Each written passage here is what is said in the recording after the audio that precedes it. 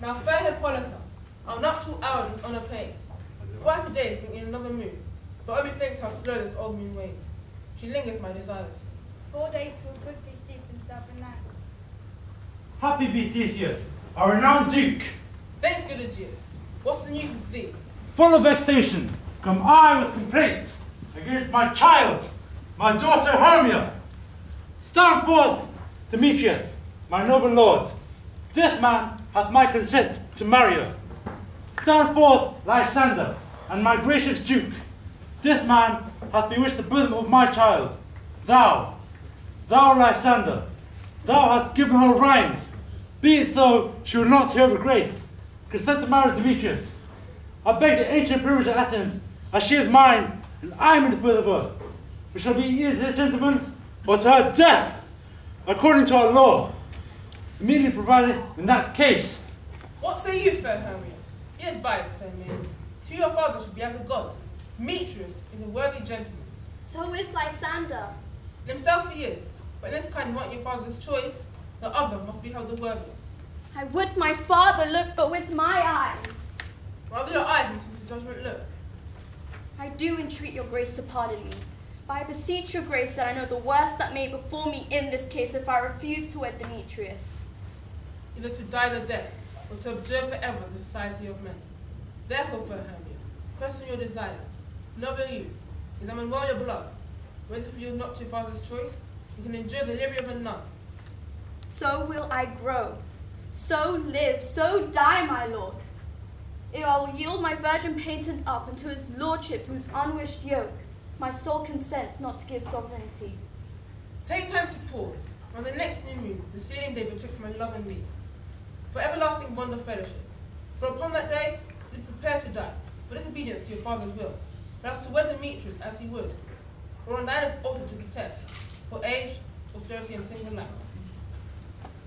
Relent, sweet Hermia. Lysander, yield thy crazy title to a certain right. You have a father's love, Demetrius. Let me have Hermia's. Do you marry him? Scornful Lysander! True, he hath my love, and what is mine, my love shall rend him, and she is mine, and all my rights of her. I do estate unto Demetrius. I am my lord as well derived as he, and as well possessed. My love is more than his. My fortunes everywhere is fairly ranked, if not advantageous Demetrius, which is more than all these boasts can be. I am beloved of beauteous Hermia. Why should not I then prosecute my right? Demetrius, and that I vouch to his head, made love to Nego's daughter Helena. I must confess that I've heard so much, and with Demetrius just spoke thereof. But being full of his self-affairs, my mind did lose it. Demetrius, come, Aegeus, you shall go with me. I have some private schooling for you both. For you, fair Hermia, let you arm yourself, to fit your fancies to your father's will, or else to wed Demetrius as he would. For upon that day, they prepare to die.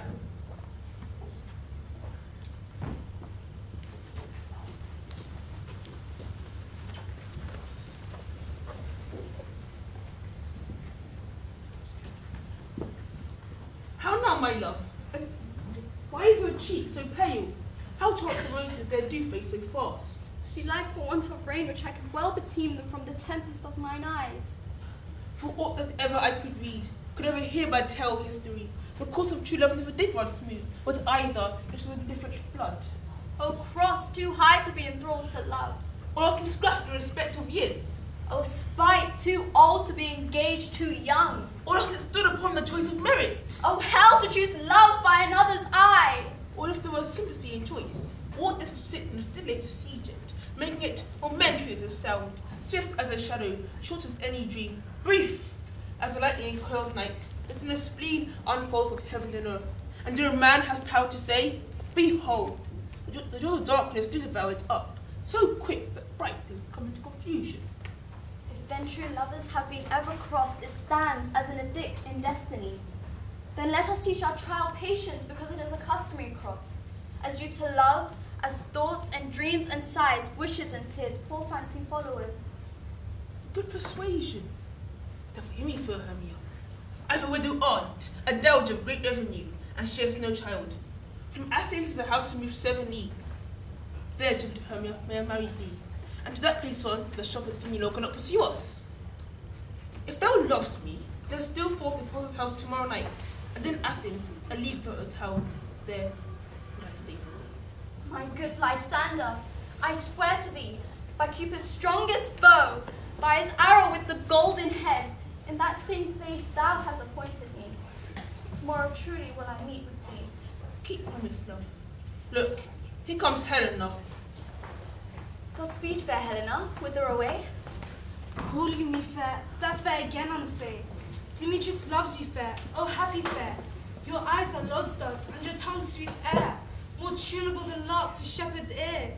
When wheat is green, when holden buds appear, sickness is catching, oh a favour so. Your words I catch, fair Hermia, ere I go. My ear should catch your voice, my eye your eye. My tongue should catch your tongue's sweet melody. Will the world mine? Demetrius being baited, thus I'll give to you to be translated.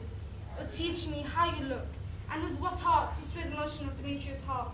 I frown upon him, yet he loves me still. How's that your frown to teach my smile such skill? I give him curses, yet he gives me love. Oh, that my prayers could such affection move. The more I hate him, the more he follows me. The more I loved, the more he hated me. His folly, Helena, is none of mine. None but your beauty, would that fault were mine. Take comfort. He no more shall see my face. Lysander and myself shall fly this place. Helen, to your minds you will unfold.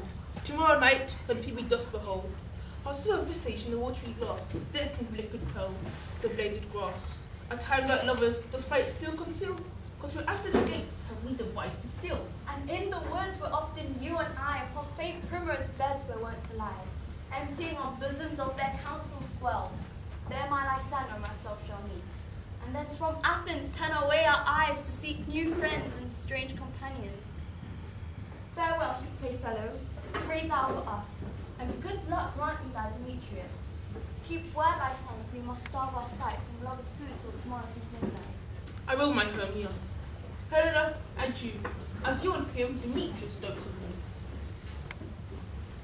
How happy so, or other son can be. Through Athens I am thought as fair as she. But what of that? Demetrius thinks not so. Love looks not the eyes but the mind, and therefore is winged Cupid painted blind. Nor hath love's mind of any judgment taste, wings and no eyes, figure and heedy haste. And therefore love is said to be a child, because in choice he is often beguiled. And as waggish boys game themselves will swear, so the boy love is perjured everywhere. For ere Demetrius looked on Hermia's eye, he held on oaths that he was only mine. But when this halesome heat from Hermia felt, so he dissolved, and shells of oaths did melt. I will go tell him of fair Hermia's flight.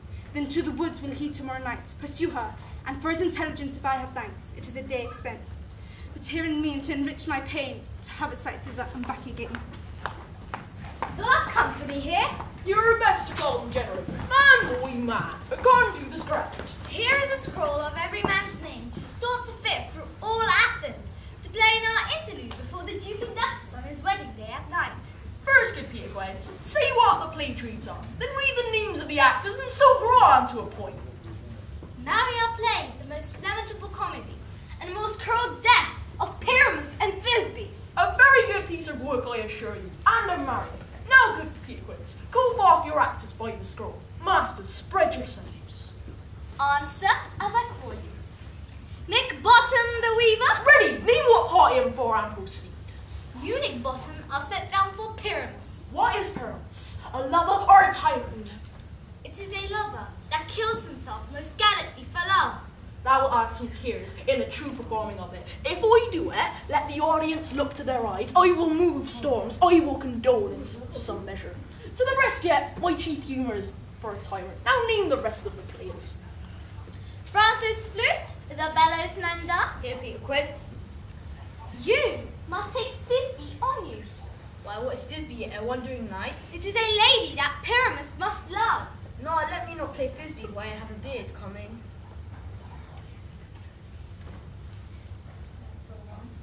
You shall play it in a mask, and speak it as small as you will. Let me wear a mask, and I may play Thisbe too. I will speak in a monstrous little voice. Fiercely, ah, Pyramus, my lover dear and lady dear. No, Pyramus, and flute, you, Thisbe. Well, of course. Puck Starveling, the tailor. Here, Peter. Here, Peter Vince. Puck Starveling, you must play Thisbe's mother. Tom Snout, the tinker. Here, Peter Quince. You, Pyramus's father. Myself, Thisbe's father. Snug the joiner. You, the lion's part. And I hope there is a play fitted. Have you the lion's part written? Pray you be give it to me, for I'm slow of study. You may do it extempore, for it's nothing but roaring. Let me play the lion too. I will roar that I will do any man's heart good to hear it. I will roar that I will make the Duke say, let him roar again. Let him roar again. Roar! Well, if you should do it too terribly, you will fright the Duchess and the ladies. That they will shriek, and that were enough to hang us all. I grant you, friends, but I will aggravate my voice so that I will roar as gently as any nightingale. Meow! You can play no parts but Pyramus. For Pyramus is a sweet-faced man, a most lovely, gentleman-like man. That's why you must needs play Pyramus. Well, I will undertake it. What beard were I best to play it? Why? What you will. Masters, here are your parts.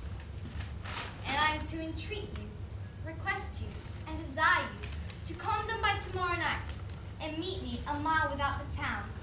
There we will rehearse. In the meantime, I'll draw a bill of properties, such as I play once.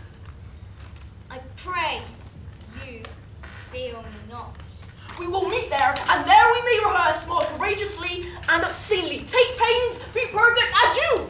At the Duke's Cirque, we meet.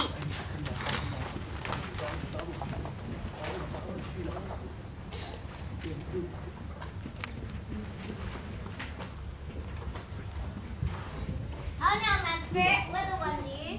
Over hill, over dell, through bush, through briar, over park, over fell, through flood, through fire. I do wander everywhere, swifter than the moon's back, and I serve the fairy queen to do her office upon the green. I'll be God, our queen and overlord, and here anon. The king doth keep his revels here tonight. Take heed, the queen come not within his sight. For Oberon is passing well in wrath, because that she is her attendant hath. A lovely boy is stolen from an Indian king. She never had so sweet a changeling, and jealous Oberon would have the child. Tonight of his train to chase the forest wild, but she perforce withholds the lovely boy, crowns him with flowers and makes him with all her joy. But then now they never meet in grove or green, but they do square and all that else for fear, so creep them into acorn cups and hide them there. If I mistake your shape in making fight, or else you are that shrewd and knavish bite. Good Robin Godfellow, are you not he that scares the maidens of the villagery? Those that go public and to the pub, you do their work, and they'll try to love, and not you. Thou speakest all right. I am the merry wonder of the night. I just to Oberon and make him smile when I in fact fed horse begot. Name and likeness of a silly foal, and sometimes a hook in the gossip bowl. The very likeness of a roasted crab, and when she drinks against her lip I am bold. And on her withered dillap pour the ale, the wisest aunt telling the saddest tale, sometime for three, but still mistaketh me. Then I slip from her bottom down to a poor sheep. The tailor cries and pours into a puff. Then the whole choir holds their hips and laugh. I watch them from the mirth and sneeze and swear. The merry hour was never wasted there. My blue fairies, here comes Oberon. And here my mistress, who would have gone? Ill met by moonlight, proud Titania. What? Jealous Oberon? Fairy skipheads. I was sworn he's better company.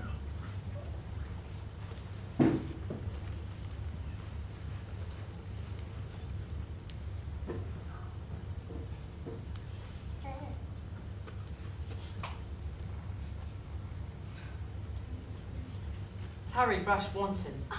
Am I not thy lord? Then I must be thy lady. But I know, when thou wast stolen away from Fairyland, playing pipes of corn and bursting